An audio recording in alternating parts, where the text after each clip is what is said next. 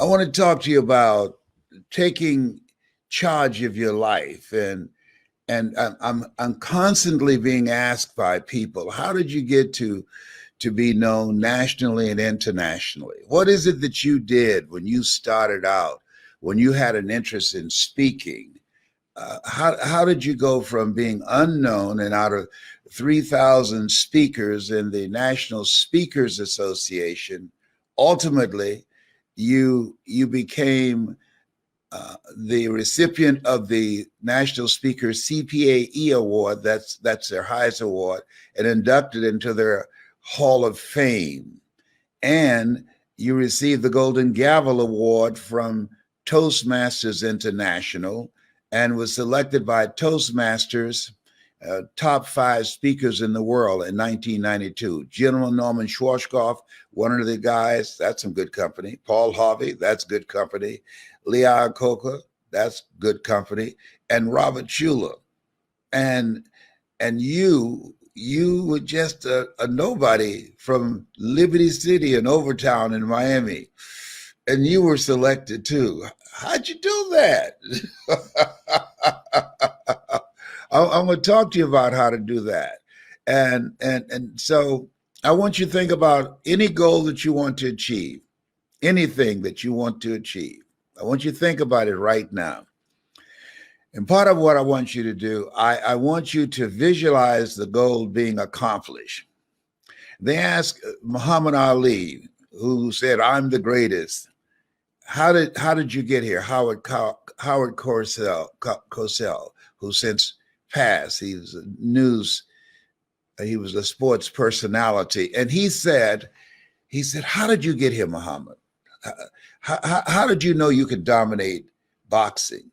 He said, "I got here when I was running 5 o'clock in the morning, shadow boxing on a punching bag. I got here. I visualized myself speaking to the news conferences and celebrating my wins. And I got here long before I danced under the lights." That he saw it. He saw it. I got here because I visualized myself being on major stages. I saw myself speaking in major venues, and I held that vision and I took action. I've been recounting my steps. When my mother was diagnosed with breast cancer, and I just got elected for the third time to the Ohio legislature from the 29th House District, I resigned to go back to Miami to take care of my mother. I promised her she would never go to a nursing home. I want you to think about something that drives you, something that compels you. Nietzsche said, if you know the why for living, you can endure almost anyhow. And so I resigned from the Ohio legislature. I was the chairman of the Human Resource Committee, the Education Committee. I had a promising political career. I enjoyed politics, but I loved my mama. And I promised her, "Mama, when you need me, I'll be here." And so I resigned and went back to take care of mama.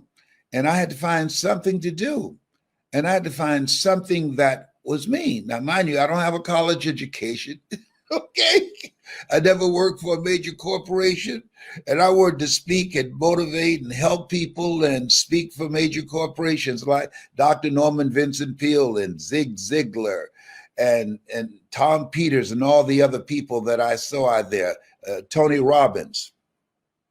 And I'm encouraging you to take action. I saw this guy named Ed Foreman from Executive Development. He's since retired. He came to Miami and he spoke, and he was offering a program for people who had an interest in motivational speaking, that he had this special class that he was going to be doing. And it was a boot camp. It was an intensive. And so after his presentation, I said, "Man, I sure like to come, but I can't afford to do it now." And he said something to me that I will always cherish. He said, "If you can't afford to do it now, you can't afford not to do it." Whoa. He said, how are you going to teach people how to make things happen if you can't make things happen? That cut wide and deep. I say, I'll see you in Dallas. So I didn't have the money to get a plane ticket. So I had my mama to fix me some food. So she fixed me a sweet potato pie. I found out how much it would cost to go to Dallas from Miami on Greyhound.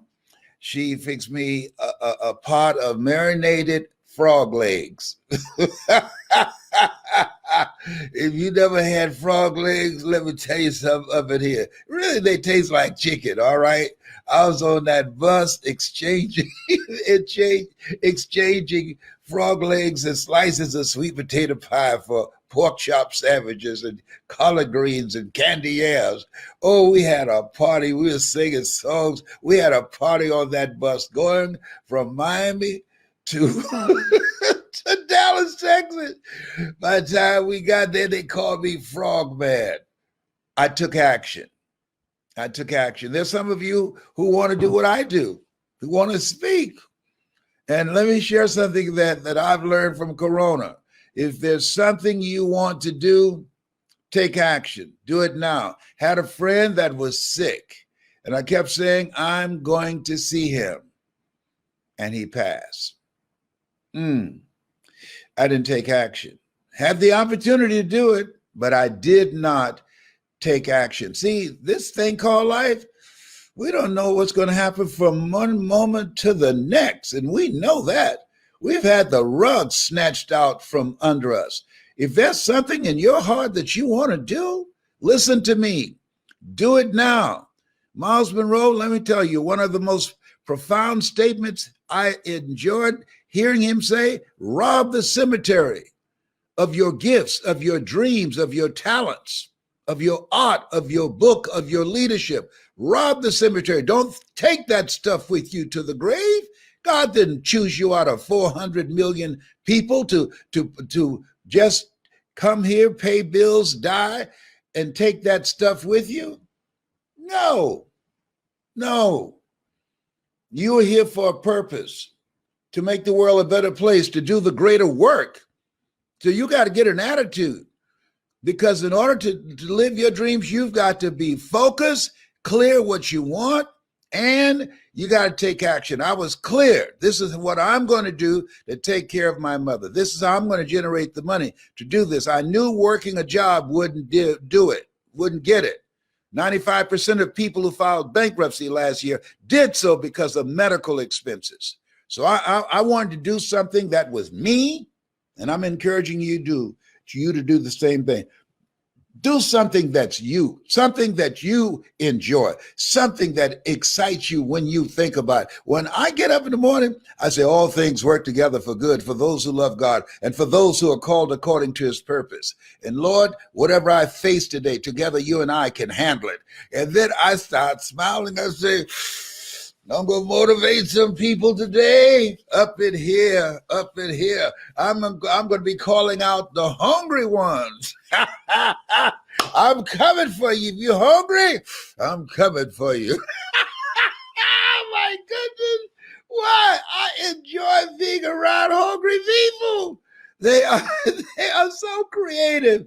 They're relentless. They just won't take no for an answer. There's a guy that's been pursuing me. He said, Mr. Butterball, I texted him back. This is Les Brown. He said, you are my Mr. Butterball. I want you to know I'm hungry. And every time you look around, I'm going to be there looking at you. It's okay. Take some action. But I could have waited and said, well, let me find some things that I can do to get the money so that I can fly. No. George Washington Carver said, do what you can where you are and what you have and never be satisfied. And he was right. If I couldn't afford to do it, I couldn't afford not to do it. I couldn't afford not to invest in myself and tell people you need to invest in yourself. I could not afford to tell people, oh, you need to do something that's beyond your comfort zone. And you'll discover a part of yourself that you don't know right now if I wasn't willing to be a make it happen person. I'm going to teach people how to make it happen. And I wasn't making it happen. And I did it. I made it happen. I I did a little fundraising. I had beard whiz parties and oh my goodness, I had card game parties. I mean, when I think about it, I sold some of my mama's sweet potato pie. I was selling those. I mean, and I would tell people what I wanted to do. They say, here, Les, here. I have a friend named Madeline Haddock. And when I went back to Miami, she's the first person that contributed to my efforts, to my dream of what I wanted to do, the impact that I wanted to make. Madeline Haddock, I talked to her the other day, and we're still friends after all these years. I called, I said, what made you do that? You didn't know me. She said, I just felt that you had something. And I decided to invest in you. See, when you make the commitment to do something, don't worry about it. Oh, I don't have the money. Don't worry. Somebody, if you're committed and you do what you're supposed to do, you do what you are called to do, somebody will invest in you. Mary McLeod Bethune was on Daytona Beach and singing with some kids, including her kids. She was directing them. She was raising funds for the college that she envisioned for African Americans during that time, because we didn't have a college. And somebody heard her and said, tell me about this school you want to build. And she took him out to the Daytona city dump, where the city fathers gave her this dump for $3 to build her college, Bethune-Cookman College. But it wasn't there yet. It was just in her mind. And this man walked out there in the middle of the night, and both of them being stung by mosquitoes. And she said, over here will be the dormitory, and over here, this will be where the band will be. And over here, this will be the academic buildings. And when she finished, and this man became one of her donors, that man who saw her and shared her vision, and she spoke very well. That man was Mr. Singer of Singer Sewing Machines. I don't know if you've ever heard of that. Millennials never heard of Singer Sewing Machines, but he was a very wealthy man. And so this is what you have to do, is do what you can do with what you have, and always find ways in which you can improve on that, because you don't know who's watching you. I made the commitment that I was going to do it, and I did it. Now, here's something else. This is key. This is key. Look at the people that you communicate with most, family members and friends. Look around at the people in your life, people who call you the most, people that you talk to the most. And if they don't inspire you and they're in your inner circle, you have created a cage for yourself. What do you mean by that? You earn within $2,000 to $3,000 of your closest friends. You want to have an inner circle of people that when you look at them, you are inspired. When you look at them, you get fired up. Okay? But if you are surrounded by people that's on your level or below, you're restricting yourself. People rub off on you. Sidney Poitier, please come forward. I love his book, The Measure of a Man. He said, when you go for a walk with someone, something happens. Either you adjust to their pace or they adjust to your pace. Whose pace have you adjusted to? I can't say that enough. Whose pace have you adjusted to? You survived the coronavirus and you're still here? 400,000 people gone. You are here. You've been chosen to do the greater work. And so get some help. If you know how to do it, you would have done it by now. And get some help from somebody that's accomplished, somebody that's achievement driven, someone that inspires you. When I saw Mike Williams, he wrote the book, The Road to Your Best Stuff. The Road to Your Best Stuff. Get it. I wrote the foreword for it. I was inspired by him. I wanted to have him around me. And so I hired him as my news director when I was at WVKO radio station in Columbus, Ohio. So I can be around him, and he talked to me between records and changed my mindset of seeing myself entertaining people. I was hungry.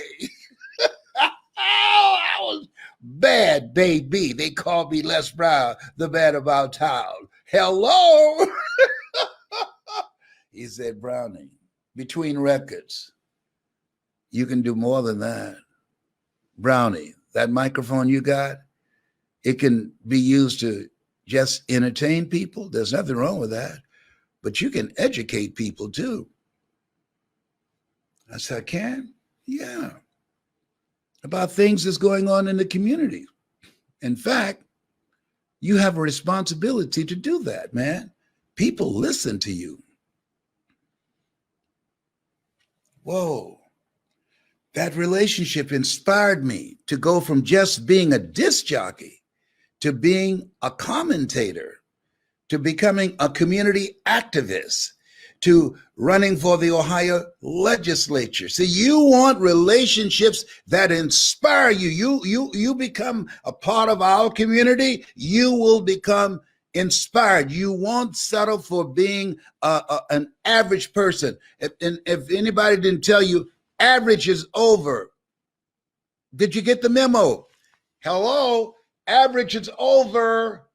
Hello, average is over. Yes.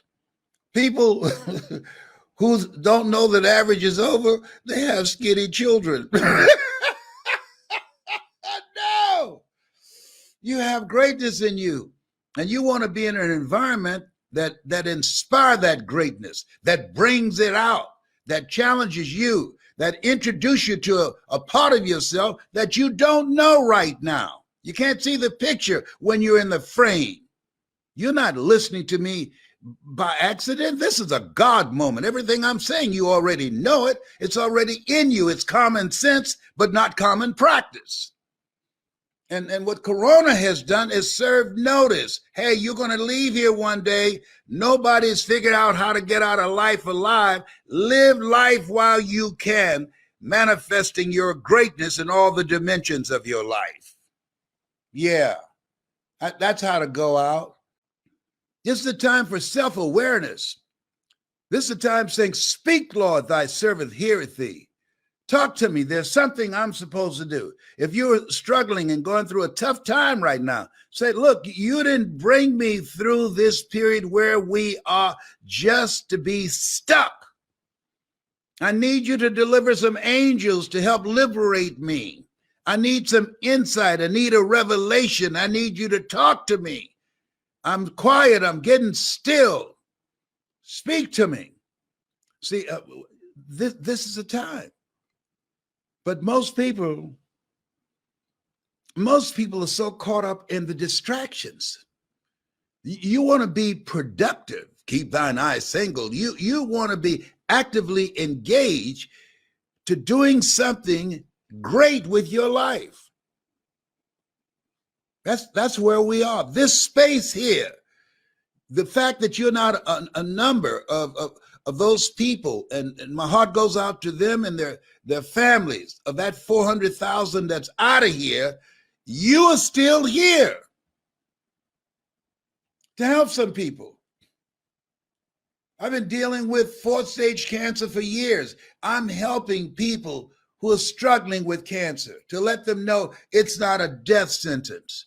Doctors determine the diagnosis. God determines the prognosis. And so when they see me still actively engaged, I'm still here for people my age that's in their 70s that say, whoa, this guy's still active. This guy is still living and doing things and making a difference and building a legacy and living a life that will outlive him. Engage with his children and not calling them for car gas money or okay, can you all let me hold a little something. He's still making an impact, living a life that will outlive him. And so I said, wait a minute, I want to do something too. I got some stuff in me. I've got some ideas in me. I've got some inventions in me. And you do. Bring them out. Bring them out. This, you have to, sometimes you have to grab yourself in the collar and say, come on, get serious. That Michael Jackson was right. You got to look at that man or that woman in the mirror and say, hey, get serious. You've been seriously not serious. You've been wasting valuable time. Get serious and take control of yourself. You don't have the luxury of being reckless or procrastinating or putting things off or being intimidated by fear or being depressed. Come on, snap out of it. You got work to do, the greater work. Yes, you do. That's why you're listening to me. The ones who don't have the greater work, they're watching Mike Tyson and different people he used to beat up all the time. That's stimulating. Or those who are waiting for a stimulus check. $600? $2,600 if they add $2,000 to it? Is that stimulating? Is it stimulating and the money is already spent? Wow. Don't take much of you, huh? $2,600? My bills would say, are you kidding me? Do you have any more jokes? Did you send us to cover your bills? To cover, you got 10 children, yes. Why? The Lord said, be fruitful and multiply. Okay. How many grandchildren you got? 15? You got 15 grandchildren? Yes, sir. And got any great-grandchildren? Yeah. How many you got? I got 4 great-grandsons. George Bernard Shaw said we should establish a tribunal where people would have to come once a year to give some justification why they should be allowed to live for another year. Let me ask you this. Yes, sir. Why should you be allowed to live for another year? What's going to be different? Do you have liabilities or are you building a legacy? What's going to be different if you're allowed to live for another year? Hey, wake up, wake up, wake up. You 75. What's going to be different? You got any bills? Yeah. If you died right now, will people have to do a GoFundMe to bury you? Yeah. Speak up. Yeah. Okay. Why should you be allowed to live another year? I love the Lord. Oh, you love the Lord. Whoa. What a revelation. Yep. You didn't make the cut. See you. Wouldn't want to be you.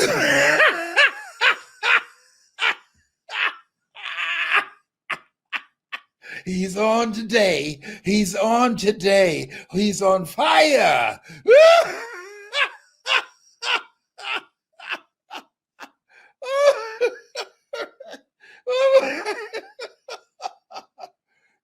Have you ever looked at some people and say, I wonder why they're still here? There's some good people gone. Good people gone out of here. And this one over here ain't doing nothing. I don't understand. This thing's called, we're not supposed to question God, but he said, in all thy getting, get some understanding. Well, Lord, I'm not questioning you, but I just want to get some understanding. Oh, behave. Hello? This thing, it's called, this thing called life. Ooh. Some of y'all know what I'm talking about. I'm going deep on you today. I'm laughing, but I'm dropping some stuff. As these young folks say, I'm dropping some knowledge up in here and teach you how to get unstuck, how to reach your goals, how to use your voice, how to make money with your voice from home. More people are working from home than in buildings now. Before the coronavirus, the corporations found a way because of technology that people can work from home and they don't have to pay for those large buildings and their maintenance and the air conditioning or the heat. It's economically more feasible for people to work from home. Let's think about that. So this is the new economy that's being generated from home. You want to learn how to make money from home with your knowledge, with your skills, with your dream, with your voice, with your story. If you're ready to live life on your terms, come alive. You got some stuff. You're God's miracle child. You have some value. That's why you're still here. You think it's some accident that you still got a pulse, that you're not taking a dirt nap. Today is the best day of your life. What do you mean, Mr. Brown? I'm in debt up to my ears. What do you mean? I've got all types of illnesses, the conquers and the bunkers. What do you mean by that? If you don't think it's the best day of your life, try missing one. I didn't bite my tongue. I said, this is the best day of your life. Use it. Take action to maximize it. Use it effectively. And when you think about yourself here, you have favor with God. There's some things we take for granted. Being here is not a given. You're here because you have a favor with God. You've been protected. You've been shielded.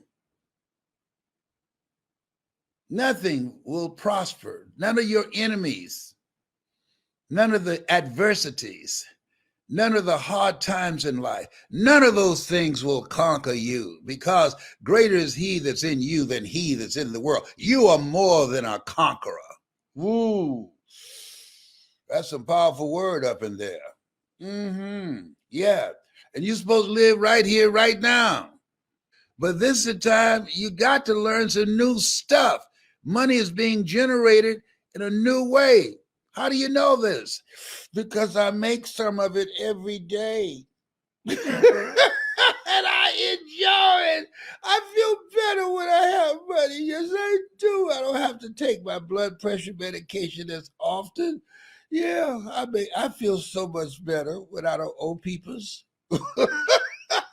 And I don't have to disguise my voice when they call me. May I speak to Les Brown, please? I'm sorry, but he's not here. Oh, boy. I had that down pat. I know I'm not the only one. Yeah. They have caller ID now. We can see who's calling us now. Get ready to write a new chapter for your life. Get ready to live a life that will outlive you. Get ready to rob the cemetery of your gifts and talents and abilities. Get ready to be in a fight mode. Life is a fight for territory. And once you stop fighting for what you want, what you don't want will automatically take over. Stuff's going to happen to you. Things are coming after you right now. Tragedies, hard times, sickness, pain, all kinds of things are coming after you right now, including blessings, including opportunities. And you want to take advantage of the opportunity and the lifetime of the opportunity. Make a move for you. Make a move for your dream. Make a move for a better future. Don't sit there watching and wasting time looking at Netflix and all that other foolishness out there. A friend of mine said, oh, man, I got 500 channels on my TV. Who's got time to watch 500 channels? Herein my Father glorified that ye bear much fruit. Excuse me? No. watching garbage day in and day out. How do you expect things to get better for you? People say, oh, garbage in, garbage out. That's a lie. Garbage in, garbage stays. It makes you unproductive. It makes you cynical. You get in a depressed state of mind. That's not real. Garbage in, garbage stays, and it shows up in your attitude, in your behavior.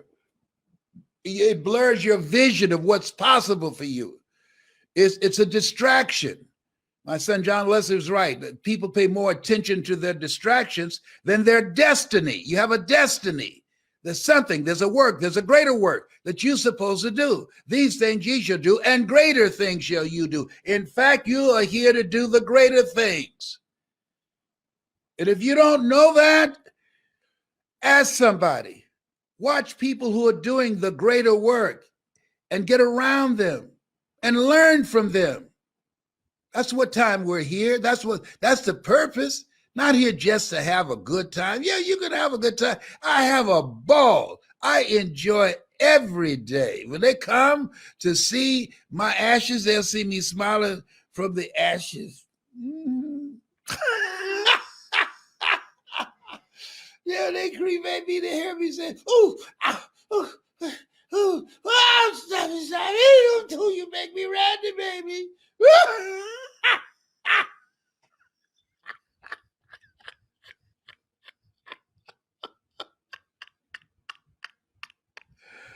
He's got issues. Somebody get him some help, Tyrone. That's my squirrel friend. Tyrone said, you kicking some knowledge right now.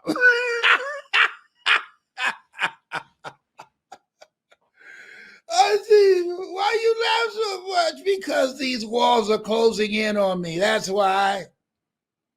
Because I can't go nowhere. The virus we've been fighting already, it's still here.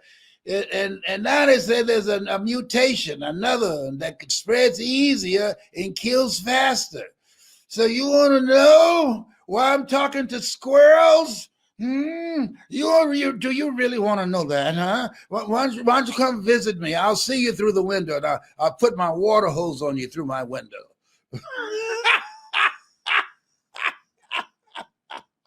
My doorbell rang. Who is it? Ooh, I have a window I look through. God said, you got a box? Boy, they take off. I come out, I do it like this as I get my box. And the UPS man be looking at me and say, Lord, that one touched. I crack up when I come back in the house. I have on my little Mickey Mouse underwear. I thought by now somebody would call the police. Listen, there's a senior citizen. He's outside getting his boxes from UPS, and he got on some Mickey Mouse underwear. Can you help us out here a little bit? Indecent exposure or something.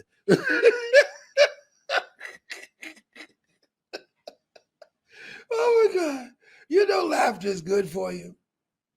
1 minute of anger. I studied psychoneuroimmunology. Psycho, the mind, neuro, the immune system. Oh boy, the nervous system. I studied that. 1 minute of anger weakens your immune system for 4 to 5 hours. You ever notice when you get sick, people owe you money, they don't call much. They're praying that you die. So they won't have to pay. Say, well, he won't need that where he's going. I remember when I got sick when I was in Miami, and Miss Range, she came to visit me. I said, Miss Range, she owned Range Funeral Home. I said, you know what? I appreciate your kindness, but I really don't appreciate you coming to visit me because I feel like you trying to check out my measurements. No, funeral directors and people who own funeral homes should go see people who are sick. Absolutely not. That's inappropriate. That's not nice.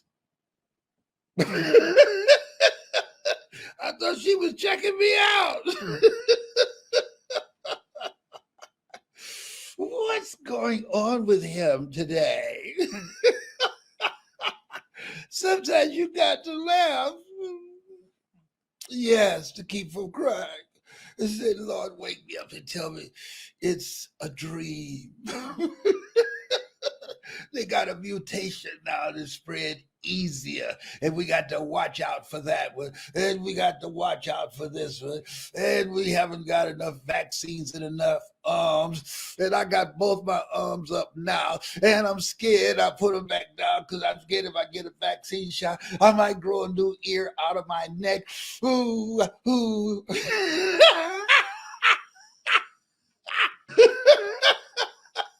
No, man. Your story has value. Your voice has value. You got to learn in the new economy how to earn money virtually. And this is how you do it, how to come through this computer and be able to, in the attention economy, how to attract attention, how to hold the attention through the experience that you're able to generate, and how to direct it, how to influence it and generate moolah. Well, boy, if you're willing to learn, the possibilities unlimited. The possibilities of what you can do. Eye has not seen, ear has not heard, nor has entered the heart of mankind what God has in store for you. If you know how to attract attention, hold the attention, and direct the attention. Yeah, that's why it's a new economy, because everybody don't know how to do it. See, when you just give information, that only impacts 2 areas of the brain. But when you know how to create an experience with a story, with your personality, with your passion, with your laughter, with quotes, and a variety of other things, that impacts 5 areas of the brain. That fights dementia, Alzheimer's, and it makes you profitable. Yes, because there are people who want to invest in you. I just talked to someone who said, you know what? I want to put an extra $1 million in your pocket this year. I said, let the Lord have his way. Look at God. Yep. I said, come on, brother. Oh, yeah. Bring it on. Bring it on. Bring it on. Yeah, I'm not making this up. I'm not making this up. No. Sometimes you need some laughter, need a smile to distract you from all this stuff. You know, the air is different right now. The air is different. Maximize this. The drama has been minimized. It's just for a moment now. It's just for a moment, but you can breathe easier. You're not waking up saying anything happened today. No, it's just for a moment. Hard times have an expiration date, and so do good times. Let's take advantage of it. Let's get together and make something great happen. Let's get together. Let me help you get rich. Why? Because you feel better when you got some money. Do you hear me? Don't you let people tell you money is the root of all evil. People who said that didn't have any. No, he didn't go there. Yes, he did. Hello. How can he have so much energy at 75 and 76 on February the 17th? Because I love what I do. I love it. I love changing lives. I love making you laugh. I love making you feel good. I love inspiring you. I love challenging you to get out of your comfort zone. I love telling you, rob the cemetery of your talents, because somebody inspired me. This is what I was born to do. This is what I do. No. So don't be mad at me. What are these faces? I don't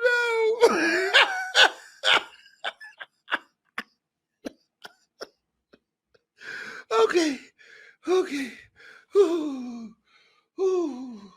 All right, JJ. All right, Jonathan. Okay. Having a fat flashlight. Excuse me, a hot flash. I call them power surges. Have a wonderful day today. You deserve it, darling. This is your day. I didn't want to wait till 12 noon. I wanted to get it out now. And let me share this with you. I said it earlier. The people that you interact with most, your inner circle, I like to call it. If you look around your inner circle, family members and friends, if they don't inspire you to create the next greatest version of yourself, that's not a circle of power. That's a cage that's restricting your potential for discovering the next greatest version of yourself. Today, you have an opportunity. Choose ye this day whom ye shall serve, to make a choice so that the future you, listen to me closely, the future you will say, whoa, I'm so glad that you made that choice. This has been Mrs. Mamie Brown's baby boy. That's my story. Invest in yourself. You're worth it. I'm going out now for a walk in my neighborhood. You know me. If you see me walking down the street, you know me by my Mickey Mouse mask. Bye for now. I love you, and there's absolutely nothing you can do about it, okay? Okay, bye. Okay, all right, Tyrone? Yes, okay, all right, bye. Bye now. I'll talk to you later, Mr. Brown. Okay, all right.